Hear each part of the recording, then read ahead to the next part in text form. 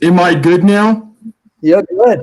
Yep. And we are Alright. live. We are All live, right. Brad. Well, a huge thanks to everyone that's online with us right now. We're looking forward to having a good meeting tonight with some real special educators. I'm going to let them talk as much as possible. I'm going to keep quiet and let the experts talk. So we have with us Chris Mecklenburg, the 5-star team, and he teaches down on Long Island. And we have Brian Hull and Brad Hall. They're both from Denver. And the three of us guys work with us on a daily basis in terms of testing our software and giving us the support that we need to make the product much better. But tonight, and by the way, I hope that everyone that's joined us, all educators are staying safe and healthy. And my best note to all of you from High Tech Plus. So we want to get started as soon as possible. The focus tonight is to talk about online learning. This is not a sales pitch of any kind tonight. We just really want to offer something that might help you deal with the stress of these difficult times when all schools are closed and you have to connect with your students in much different ways than normal. So I'm going to turn it over to each person to kind of talk about their experience in teaching and introduce all of them at first, and then we'll get back to the meat and potatoes of the stream. So, Chris, why don't you start? Sure. First of all, thanks everybody for coming. Thank you, Thorogood, for being here. Good evening to you.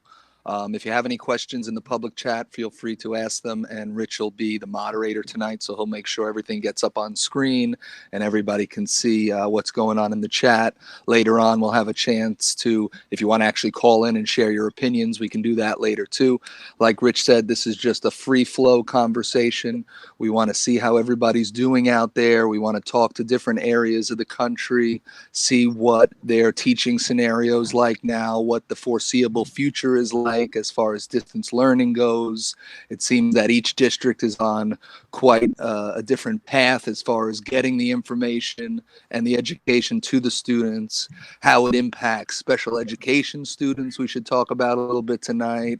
We'll go in and share some views that maybe our union might have or our local administrators might have as far as going forward and their opinions and what they've shared with us, just to try and get everybody out there talking a little bit more. And just openly, I think it's tough for everybody to get together. So if we can gather a round table once a week and then have phone calls and really take people's opinions, that'll be a great thing for the phys ed community. And we're just looking to share it on all social media platforms, on YouTube. Feel free, anyone that comes across this, to share it with their friends or coworkers, or tune in again next week if it's something you're interested in. Myself, I've been an elementary phys ed teacher for 10 years on Long Island in the Rockville Center schools. In that time, I've written and been awarded a PEP grant, which my colleagues here have also had a chance to work with. During that time, it's brought many unique perspectives to me and my school district as far as technology goes.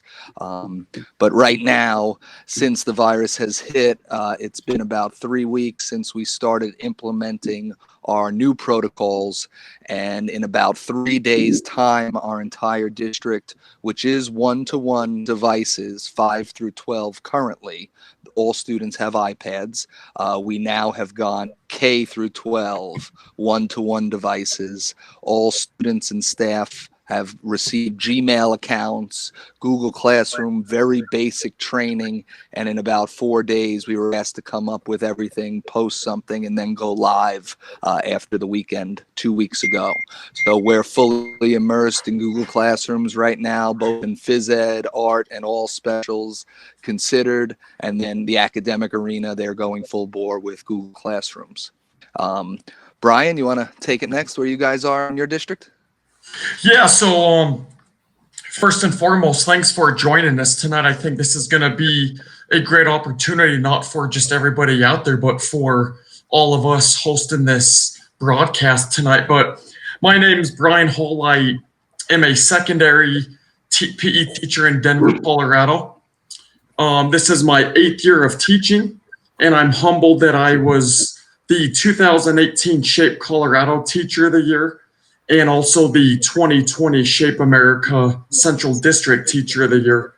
But out here in Denver, it's a struggle just like it is everywhere else. Um, Things are happening quick, like everybody knows, and out here in Denver, each school is basically given three options on how they want to tailor their instruction to their students. Option one is basically the most basic there is. That's a lot of that is like just worksheet packets. And option two and three is basically full blown instructing students via technology with Google Classroom or Seesaw or Schoology. So right now, in my specific school, we are a one-to-one school. We're really thankful for that. So most and the majority of the students have a Chromebook. But kind of like what you mentioned, Chris, we're also having a struggle with getting all the students into the platforms that each teacher would like to use for their instruction, along with instructing students on a school front on how to do this, how to do that, how to get a computer if yours breaks, how to access your webcam for Google Meet or Zoom chats and things like that. But me personally, right now, I'm using Google Classroom, and I know we're going to get to this later, but I have a pretty strong philosophy on how I'm tailoring my instruction and how I'm caring for my students at this time. Awesome. How about Brad? What's your situation there? Yeah, welcome everybody. This is Brad. I'm definitely my brother's definitely the better half of us two. This is my 10th year teaching also in Denver, Colorado. All years of my teaching have been in Title I schools, which means the student population is high in free and reduced lunch. I've also was humbled to be named the 2018 Shape Colorado Middle School Teacher of the Year, and then the 2020 Shape America Central District Middle School Teacher of the Year. And just knowing that, I hope everyone's safe, and we're a big family. Hopefully we could start sharing information, just knowing that other people are out there just like us, wanting to help one another. With my district, I'm in Jeffco Public Schools. We're in the same boat as everyone else. When it comes to Colorado, I know we jumped into the water much quicker than Denver Public Schools. So my district already had a week with full-blown online remote learning. So we also had a lot of options. Since we were one of the first ones, our administrators have given us a lot of freedom just to explore what the first week, what's working, what's not working. We were struggling also with a lot of students not having devices, because since we got to remote learning, some of our students still did not have internet access. Some of them still did not even have Chromebooks. So I think we're slowly starting to get underway with all students now have devices, so they could get underway with their remote learning. I'd be curious to hear other people's philosophies when it comes to PE remote learning, whether you want it more cognitive or more physical or more fitness based. Because I've talked to some PE teachers just in my district, and it's amazing to hear just the amount of different philosophies that we all have individually when it comes to what PE online learning should look like. So maybe we could talk a little bit about that as the night goes on, but I'd be curious to hear different opinions and philosophies about what that might look like in the PE setting online. Sure. I'll start from there. As far as we went here in Long Island, of course, our county, much like yours, I'm sure, is a bunch of smaller districts, and they're all independently run, where we neighbor New York City. So my wife's actually an art teacher in the public schools of New York City, so she's been dealing with some but very different circumstances as we've gone along here. Our philosophy right now from our local district and from our union's position is we want to be very cautious about how much and what we do. We want to be very uniformed in how we deliver it.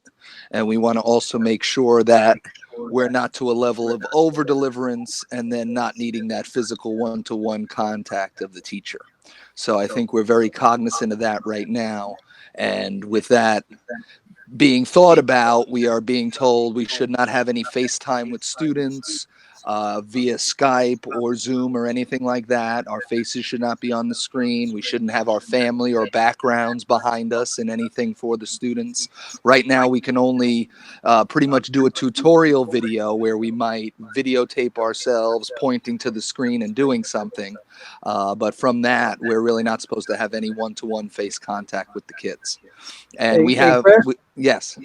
Yeah, we have a question from Thoroughbred. Is that what it is? Thoroughgood. Thoroughgood.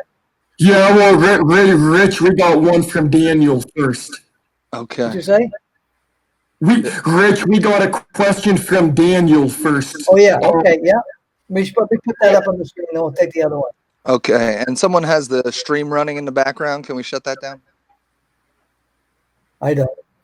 I have some sort of Feedback. coming through. I could hear myself a couple seconds later.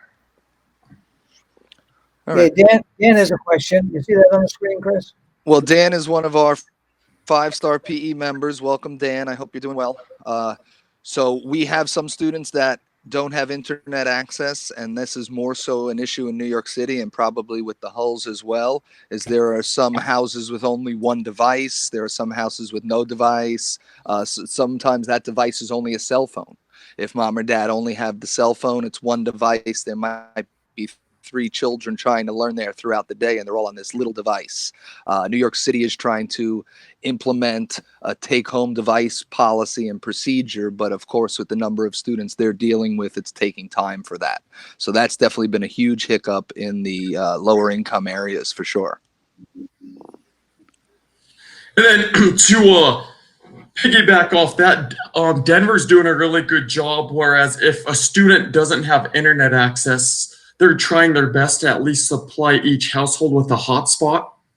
But one of the reasons I'm really gearing towards Google Classroom is most students at least have a cell phone. And of course, Google Classroom has an app the students can download. So that's one way I'm conquering if a student doesn't have internet access is, hey, use your cell phone, see if you could get on your cellular plan on your phone, access Google Classroom. And if that doesn't work, I'm going to rely on my fellow students that I'm teaching. Most of them are friends with each other. So if one student is pretty engaged in what we're going on in the lesson in Google Classroom, I may have student A call student B during the instruction or after just to fill them in. Of course, this is not an ideal scenario, no matter how we look at it. Everyone's going to go through hiccups. The equity piece is a strong issue right now, and I know that's related to the next question, but basically I'm taking it as doing the best I can, just like I'm going to expect my students to, and there's going to be no perfect scenario with this. Yeah, with that, yeah, some of my students are definitely still struggling with internet. I know my school specifically, we requested a certain amount of hotspots, but obviously we were not able to get that many numbers of the hotspots by the district. But I know Comcast was offering free basic internet, and I think that's where some of the families are going towards. And I'm sure other companies are doing as well. I just heard that Comcast is offering that free internet during this remote learning. So that way, I think it's giving families more options for internet access.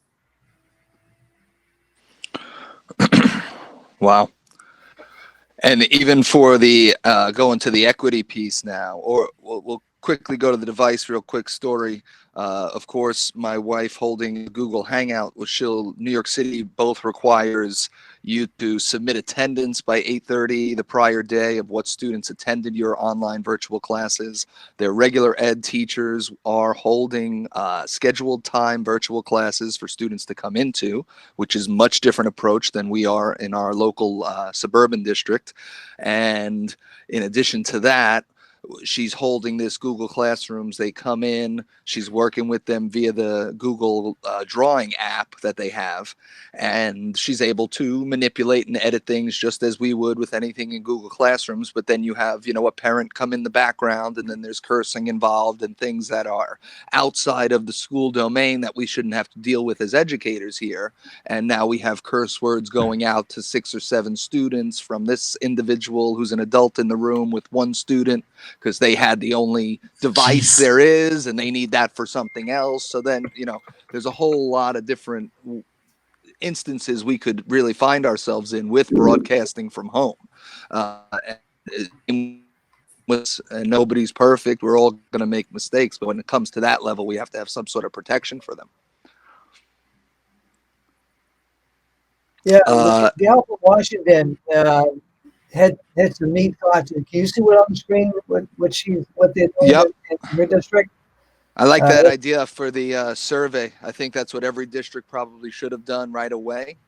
Mine did. Yeah, Denver actually did that too. Yeah, my school did, yes. As far as New York City goes, I don't know if they did a physical survey, if it was just maybe a principal survey, and they passed it down from that level with the principal kind of giving intel on how much it is, how many students they needed and internet access and whatnot. But I would think New York City didn't even do that precautionary step. I know for ours, because our policy was just 3 through 12 one-to-one devices in the beginning, with K through 2 being packet paperwork. We were able to provide all students right away one-to-one. Now that we're going to the lower levels and bringing them in on Seesaw, that's going to have we are now surveying, seeing who has their own devices at home that are able to download this app. And if you don't have it, you're supposed to contact our district and we'll set up for at least one device to go home to your house. Whether that's one device per student or not, I don't believe so. I think it's just one per household right now. But I'm talking about from Dan Anderson. Yeah, well, let's go back to the equitable piece first from Thorogood, because when we talk about equity, that's something that came up majorly online the other day, especially with students with IEPs, 504s, any adapted students. A lot of them don't have the cognitive abilities to even access and do the internet-based things that we're asking, especially in my scenario. So I am in direct contact with every day. They're in a 6-to-1-to-1 class. So their teacher, their multiple disabilities, I'm in contact with her, and she will post all of my materials on their specific application they're using for them. But we have to really think about equity, not only with students having or not having internet and devices, but then special education, adapted students, we providing from them, not only phys ed, what are the special education teachers doing? What is all these other areas doing? We really need some guidance, I think, from administration when it comes to that, because there could be definitely some liability issues. Yeah, I know. Specifically at my school, our special education team is working really diligently in week 1. They're going to be hands off, trying to get a feel on how things are going. But I know starting week 2 of the virtual or e-learning, they're going to be asking each teacher for their lesson plan so they can make sure they have an adapted version for it to fit the needs of the students on IEPs. Would you be doing a phys ed adaptation yourself, or would that come from the special ed teacher as well, or administration? If I decide to do like a cognitive piece of a lesson, for example, teaching maybe what cardiovascular endurance is, I would want the special education team to scaffold the content of the lesson. But if it's a physical type of lesson, like some physical activity, MVPA stuff, if the student has a physical disability, I'll just make sure I have a lower differentiation piece, or maybe lower repetitions or lower intensities. Mm-hmm. Are you communicating with them through the same platform as everybody else, or is there a different? Right now, the game plan is yes, but I'm assuming that's probably going to have to change, and it's going to be a lot of work. But just to cover my end as well as the students' end, I'll be discussing with each student's case managers frequently to make sure their needs are being met. How many special education students do you think you have? I have a lot. My my school is about 28 to 30% special education students. So we have a high population of students with significant cognitive needs. So out of my student list of 120 students I see in a day, I'd say at least 30 of them are on IEPs. Okay. That's quite a bit of communication that has to go on too then from your end. Luckily, a lot of the students have the same case manager, so I can maybe get like 8 students done in one email or phone call with the case manager. Okay. Hey, I got a question about accountability, because sometimes it's even difficult to hold kids accountable when they're in school. How about out of school? I mean, all this that we do online, is there any accountability with it? Well, as far as accountability goes, right now it seems to be very a loose interpretation. Every district is doing it differently. In some cases, it's just a matter of logging in and showing that you've been there, completing and turning in assignments, possibly by a due date. I know New York City has even gotten away from due dates, especially because now there's a surge coming to these students. Not only phys ed, whatever we may be giving them, but they might have 6, 7, 8 other classes that they're getting a surge of information and work for. And most of the time, the teachers are probably posting 2 to 3 to a week's worth of assignments at a time. So now it's becoming a real anxiety piece, at least for students Yes. and parents, that it's an abundance of work. And especially our philosophy here for phys ed in Rockville Center is we want you to be outdoors and active as much as possible while we're away from school. We would like you to log that activity, the possible duration of it, and give us some feelings, comments, and thoughts about the activity you did, why you didn't like it. It's very loose and open. That's covering us for 15 work days. It's a simple log with some areas to input your things, and students will turn them in as they go through the Google Classrooms. And I'm through there able to comment and give feedback through the Google Classrooms on a daily basis. I'll post different activity ideas for the students that day, but they're not assignments. They're just ideas and thoughts of what you can do with your mom and dad, do with your family. I know Ross Chakri, and my colleague, has been putting up tons of information and stuff on Twitter, as I have the Hull brothers there, just on what they're doing. And these are just resources to give ideas. They're not graded assignments. Nothing we're doing is graded right now in phys ed. Yeah. In my district. It kind of piggybacks onto what Dan's question was about, are you really sticking with the PE curriculum, or are you just hoping the kids get outside and exercise every day? Exactly. And at this point, I think it's really more of the latter because of the situation that we're in.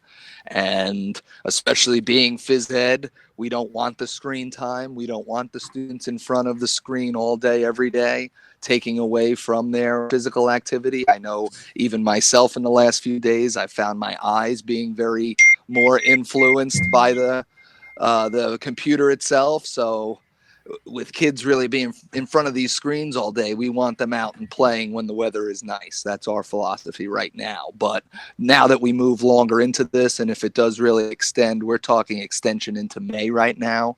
We're going to be putting up much more curriculum-based, cognitive, affective slips just to get feedback, get some cognitive assessments in there based on the standards, and see what information the students currently have, what they need to know, and where we really need to start off next year as a phys ed team. Awesome. Brad, how are you looking in Jeffco?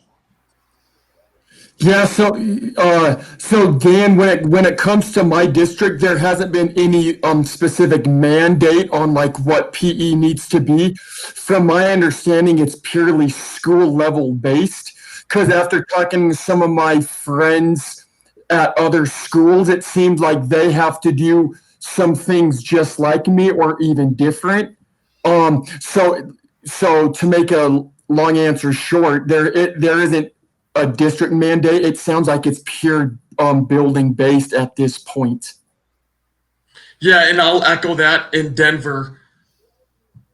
Our curriculum specialist of the district, I met with her yesterday, and she implied that she wants to see if anything, physical activity is the biggest thing the students are doing. But for me, I'm going to have to see how long this goes. And if it goes to like the end of the year, like some people think, kind of like what Chris said, I, of course, want them being physically active every day. But I also want them to be accountable for some learning and physical education. But I just saw Angela stated that physical activity is truly the most important during this unprecedented time, and I agree. And this is going to be a great way for me to teach Shape Standard 5 to my students, where the students are valuing physical activity for the health, enjoyment, and interaction with others. Because for myself, I've been stuck at home for 2 or 3 weeks now, and I'm going crazy. So I catch myself going outside even for a walk, just the most moderate activity there is. But it's crazy how much better I feel after that. So I want to relay that to my students, that this is the time where you should be practicing what I've been preaching the whole last 6 years I've had you at my school. Physical activity is the most important thing, not only for your body, but for your emotional and social well-being.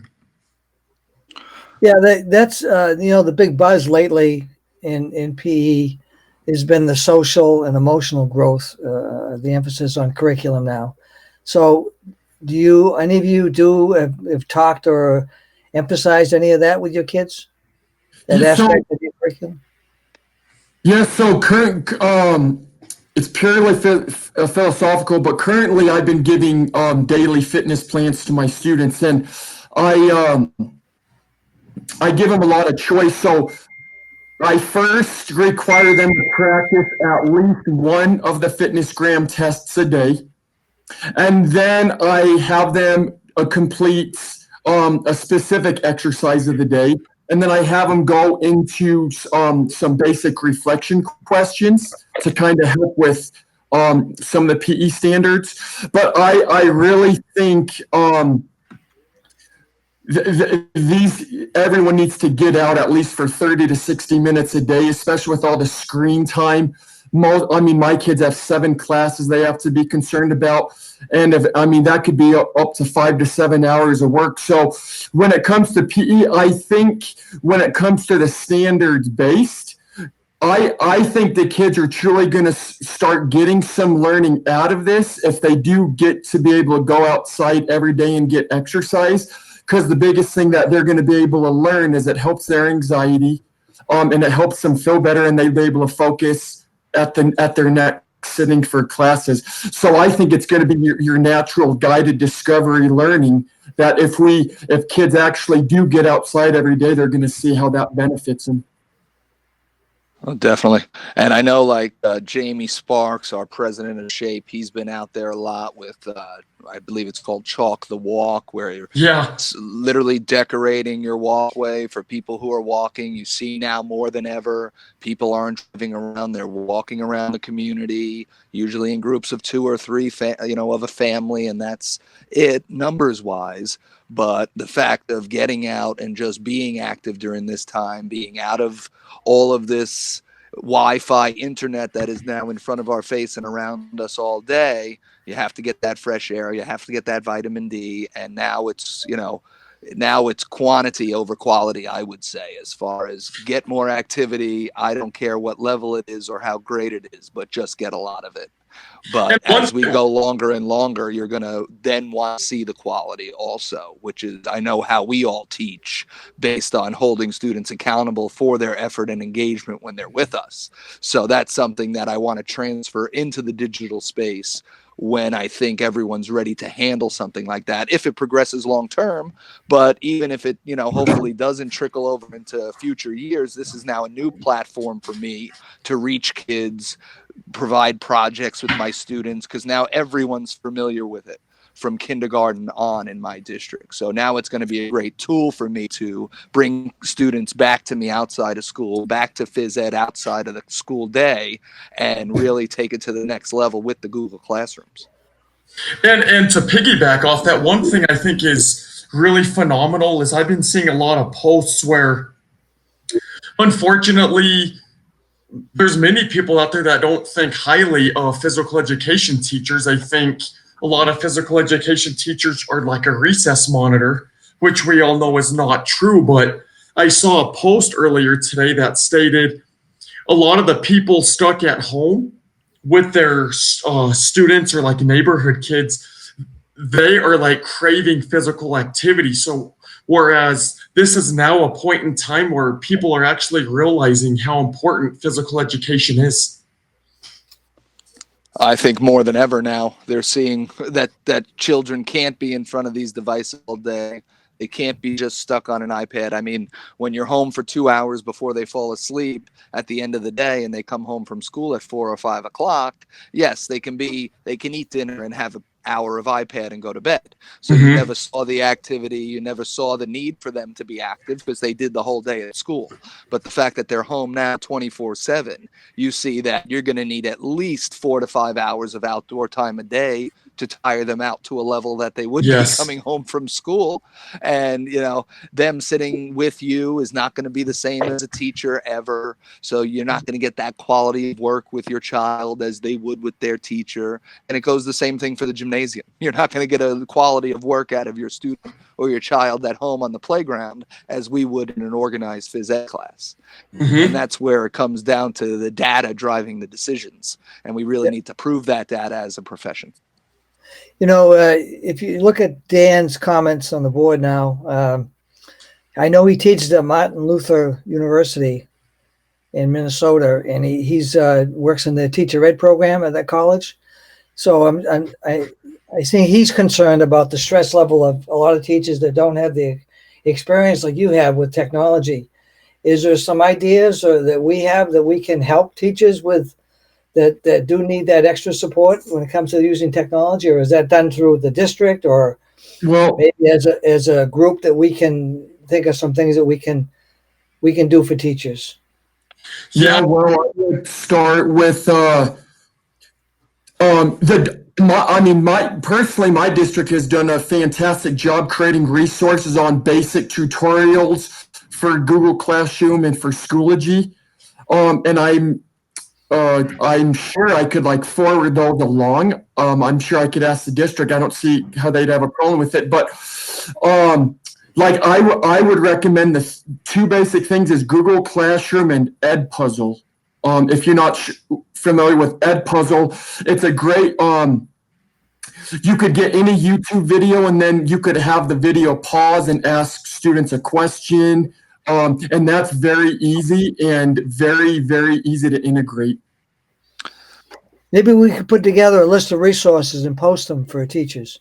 Yeah, one quick thing I've been really trying to work on behalf of Shape America is I've shared some of my own resources, but I've also been collecting resources I have found and gotten permission from the creators to share in a big giant folder. And the URL to that, if anyone's listening, and this is mainly for secondary PE teachers, but it's tinyurl.com/secondary Put it in the chat. At put it in home. the chat too. Yeah, I put it in the host chat, Chris. It's just not letting me type into the public. Rich, can you put that over? All of this is being recorded and will be on our YouTube channel, and I'll put that in the description in the channel in the video, so people will have that link. But anyway, in that folder, I have a subfolder called Exercises for Home. And a lot of it is stuff the teachers can post on Google Classroom, and it's just kind of fun, neat, disguised fitness type activity students can engage in. That's great. Well, I know we all know about Twitter. I don't know if anyone here that's joining us tonight doesn't know about Twitter. I'm sure they do. But that has been and will continue to be our greatest asset as phys ed teachers. The ease of communication, the quickness of it, the willingness and quality of people that are there. And I'm sure the Hulls and Mr. CPE, Ross Chakrian, has a nice list of the 300 or 400 individuals that you must follow as far as phys ed people go. And the content they've been creating has been phenomenal. And it really comes down to look on YouTube for the tutorials about pretty much anything and everything you want to do in Google Docs and Google Classrooms, because it's all out there. I'm sure a lot of it was created by Google already. I know my wife found out everything she needed to know about Google Drawing right from the tutorials that they had posted, and has been able to learn that and stay just one step ahead of her students. And that's what it really is right now. If we can stay one step ahead of them, we'll be okay until hopefully we get back in a timely manner. But I know I'm one of 5 elementary schools in my district, and I'm the only one using Google Classrooms. And my question is, how could we not be uniformed across 5 elementary schools? But all 4 other building principals said they just wanted paper versions for their students, even up to 5th grade. So I am sitting here doing all this technology, but I have 4 other colleagues that haven't touched technology now for 3 weeks as far as Google Classrooms, and they're going to have to add Seesaw into the mix. So now we're going to have to professionally develop, and this is where us as the best and the leaders in our districts as professionals, we are going to have to be asked to turnkey this information down to our other colleagues. I'm going to be hosting Zoom video chats with them just to walk them through what they should already know for 2 or 3 weeks now. And this is a lot of the unintended consequences about rushing this out, pushing it forward. And in my estimation, my district did about, in the educational world, what would take 6 to 10 months to complete as far as getting Gmail, G Suite, classrooms, everything up in order. We did it in 4 days. So not much happens in education in 4 days, and we were able to turn that around. But there's a lot of unintended consequences that go along with that. Mm-hmm. Hi, Corey. I like that you're doing the chalk the walk in your neighborhood. Need to talk to you soon, bud. I think we had something else come through too. Thorogood. Yes. First week in the district was simply making sure students were being fed.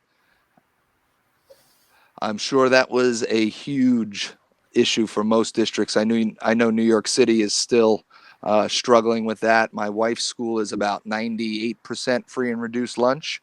So right there, her school is one that's actually still open as a site in Far Rockaway, Queens, and students can come there, I believe, between the hours of 9 and noon to pick up meals 2 days a week, and they get 5 or 6 meals packaged and sent back with them.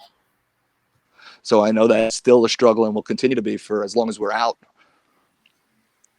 Yep, and in Denver, it's the same way. My school's 99% free and reduced lunch rate, and a lot of the families are still going through a lot of unfortunate circumstances. And the district, I think we have 10 host sites of schools where every morning and afternoon they're just handing out bagged lunches and bagged food, and they're handing out food that day for lunch, and then they also give you another bag for breakfast the next morning.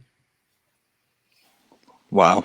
And just think about those individuals volunteering and going to a place where, now we have gatherings of people. We have things that need to be done, food that needs to be distributed. None of this can be done automatively and not by humans. So everyone out there is putting themselves in risk, probably not in proper protective gear either.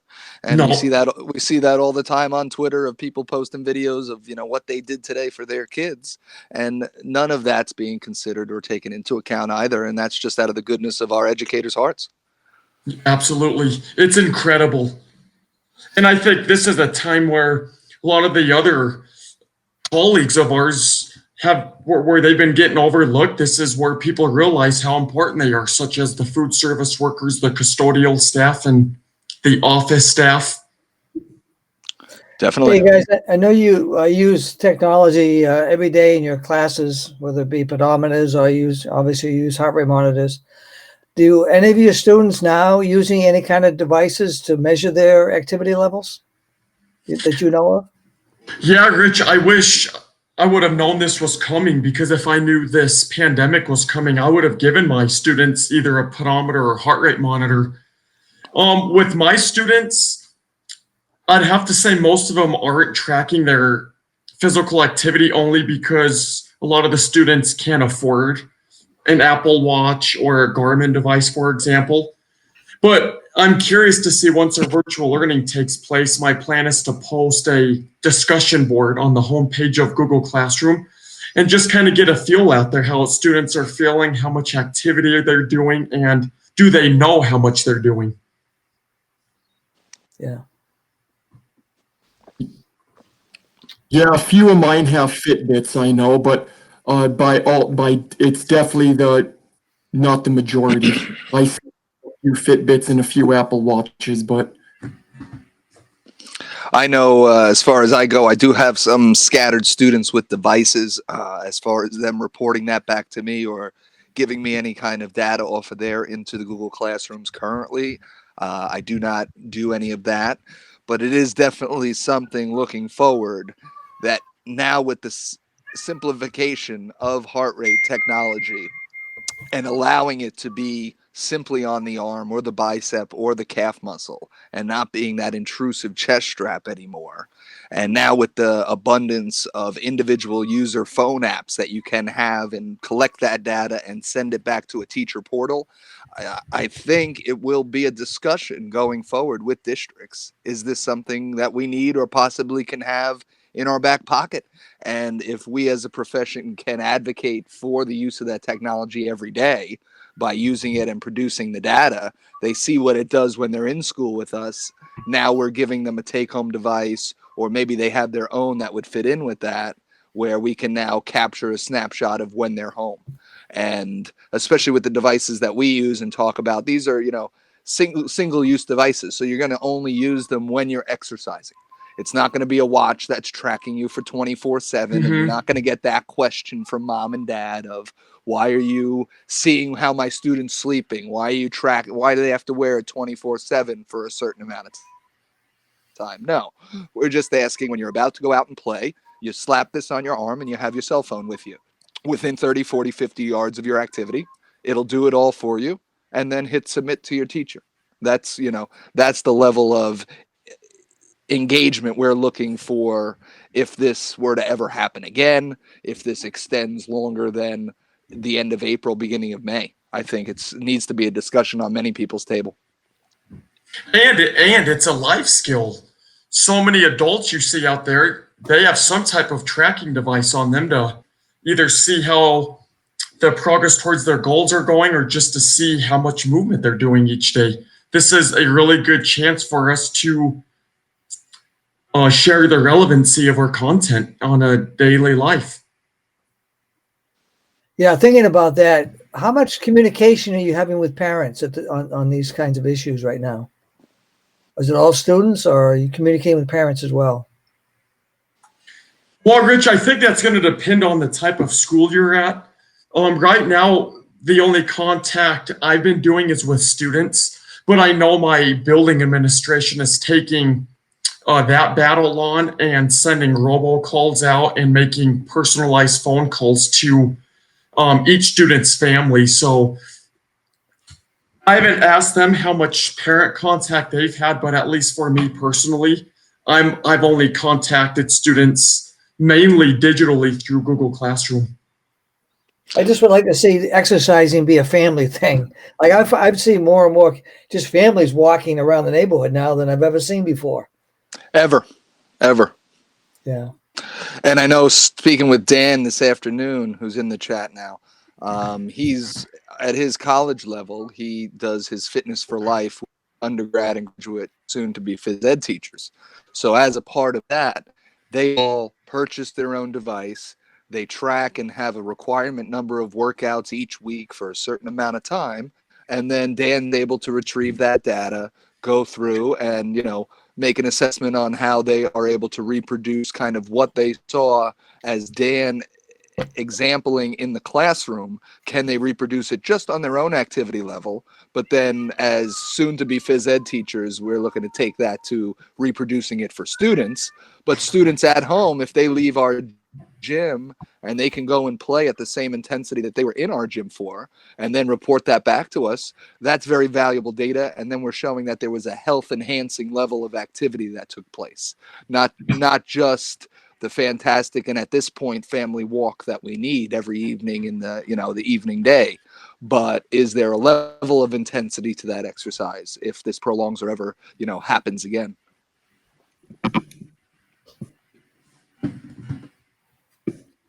Great. Well, guys, anything else you wanted to add to the group, add to the conversation? Well, Dan actually posted an interesting question asking if we think PE teachers will be interested or kind of be scared, frankly, to implement technology in their future PE classes once we're back into school. And I'm hoping this is going to inspire a lot of PE teachers and that technology can really help drive your instruction. But I can see some teachers who are just not tech savvy at all, where this is going to be really intimidating for them, and they may not want to experience the discomfort again. I think at this point there is no turning back. And whether it be a virus or because this would have happened in 2 years anyway in all facets of education, which I'm sure it was going towards anyway, this pretty much just sped it up. But I think for anybody that may be on the cusp now, they're seeing that it's going to be this way. There's going to be some level of Google Classroom every year here on out, even for phys ed, even for your specials. There's going to be some interaction on that platform. And if we can take, for example, pictures of heart rate curves and student data on Excel spreadsheets and put that right into a Google Classroom, have students be able to comment, manipulate, talk about their data and their experience in the phys ed class. Now you're covering all of our standards. You're talking outside into every other science, math, and ELA category, all cross-curricular, all differentiated, because we're talking about a technology that is differentiatable.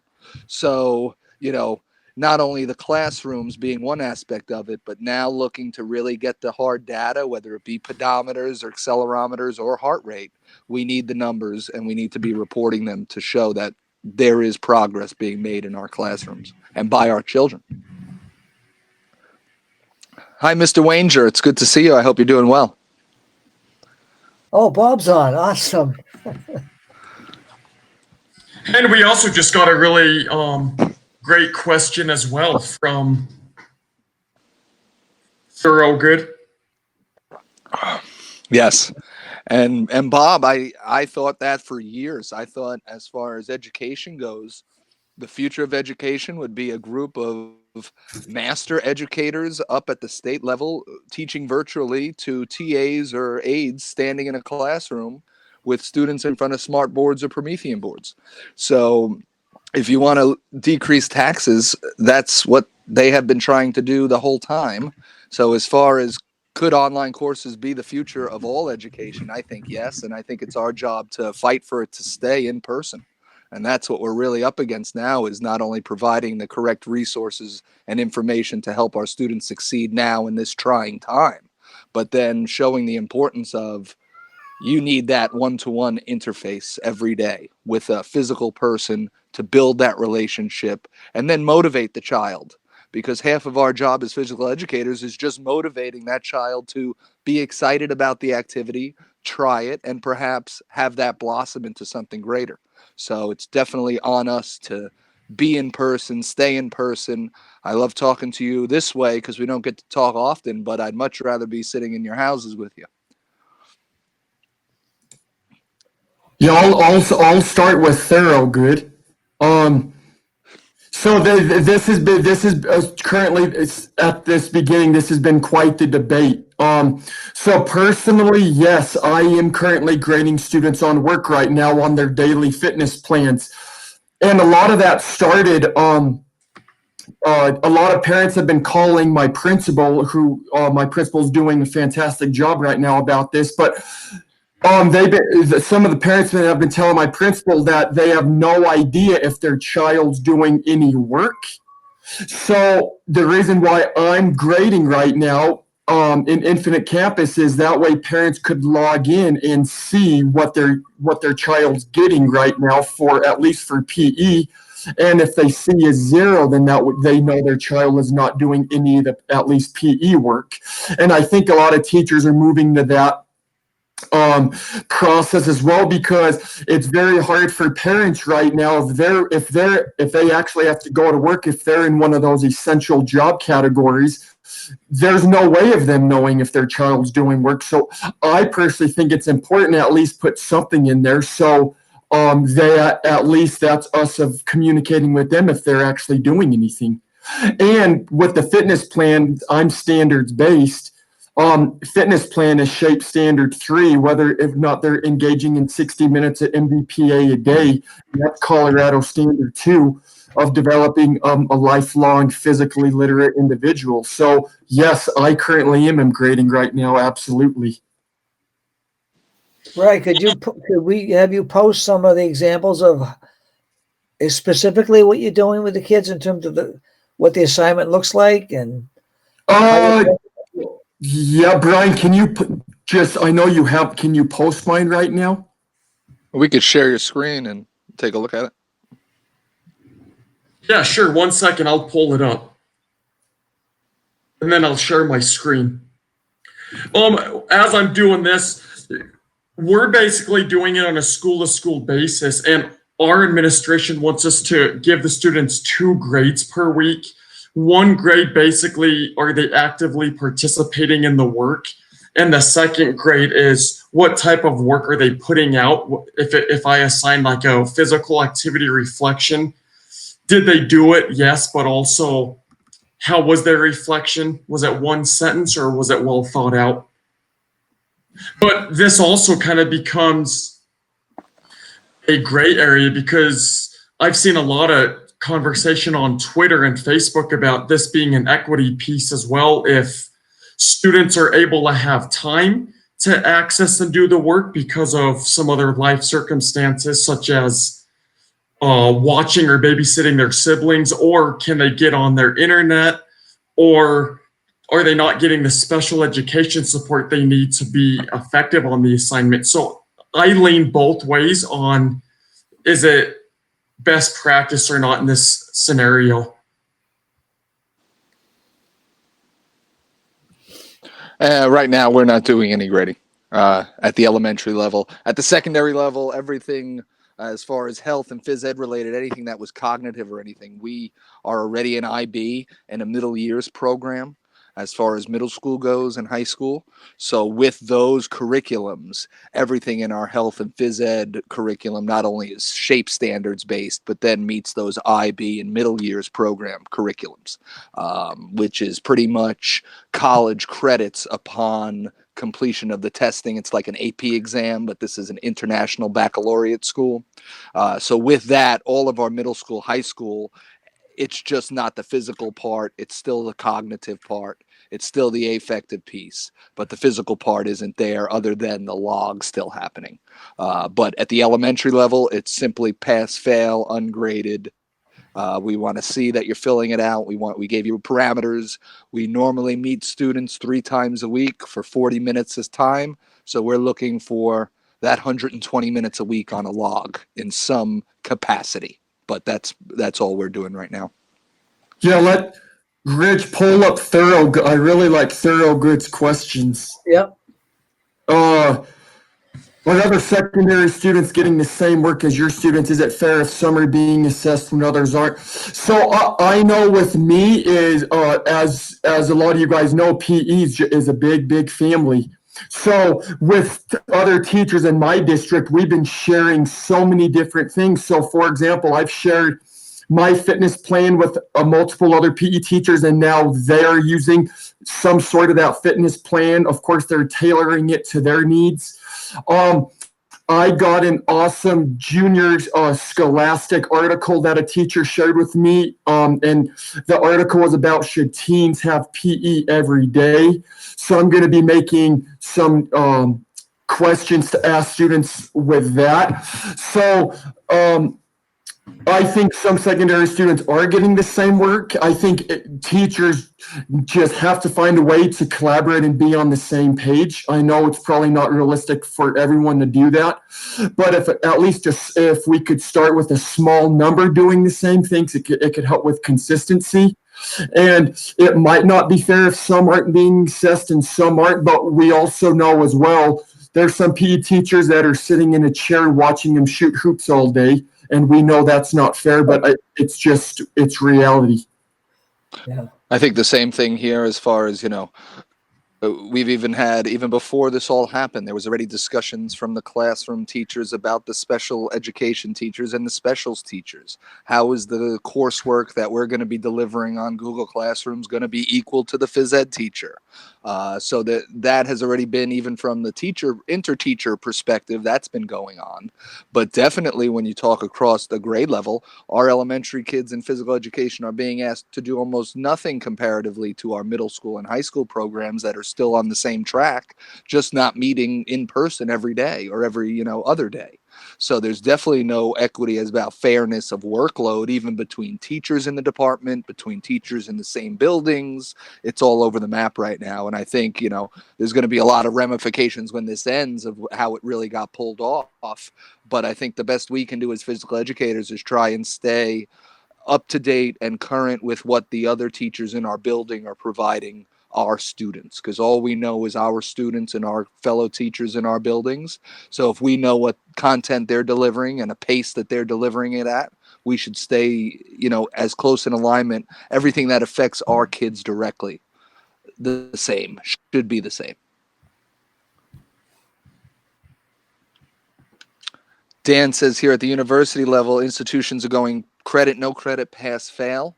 I haven't heard that in K-12, but of course we don't have state tests anymore here in New York. Those just got done the other day.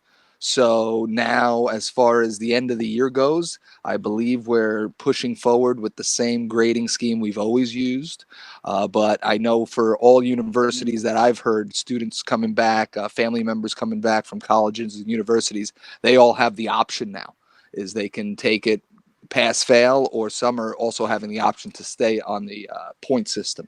But they all, for all classes, not just specific ones, all classes could be pass fail. But then it comes down to the transcript type thing.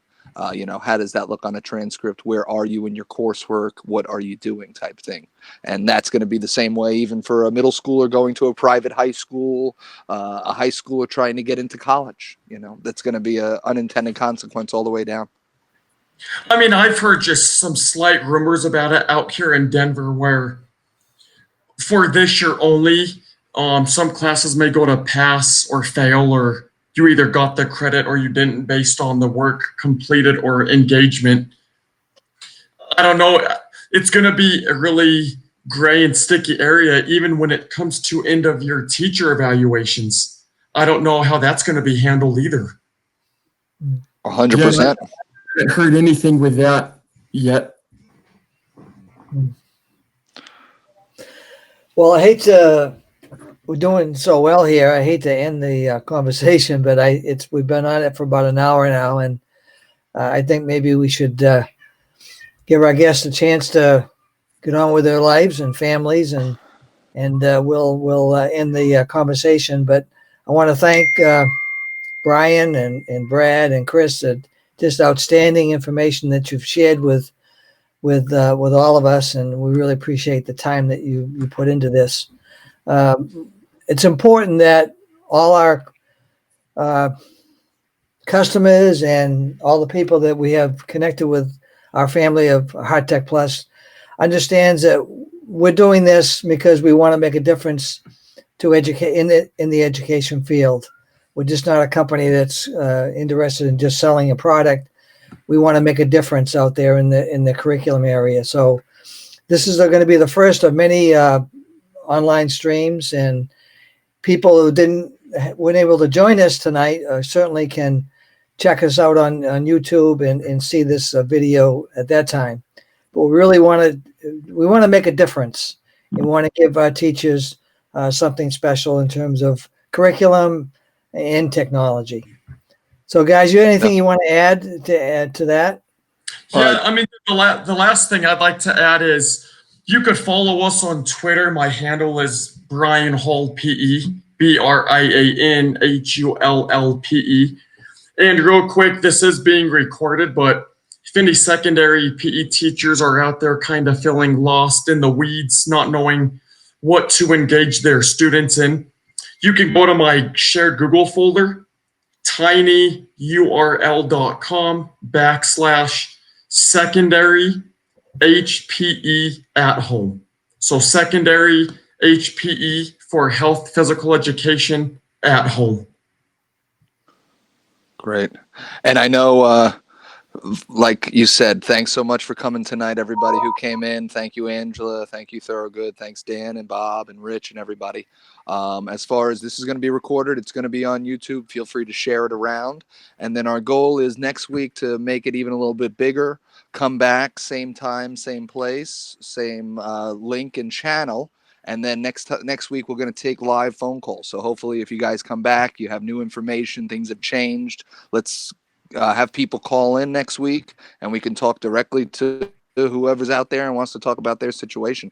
Because I think this was really impactful. And every week, every day, we're going to see or hear something new. So if we can expand on that week by week, that'll be fantastic, I think. Yeah, thanks all. Yeah, you see on the screen, there's our contact information. You can visit us at our website, and there's also 5-Star PE has a website, and connect with us that way. And our email addresses are up on the screen there. So, but we'll be connecting with you hopefully next week. And thanks for attending, and we'll sign off. Thank you, Matt. Thank you, Matt. Thanks, guys. Yeah, thanks for joining us today, and we look forward to this next week. Good night, guys. Thank you. Good night.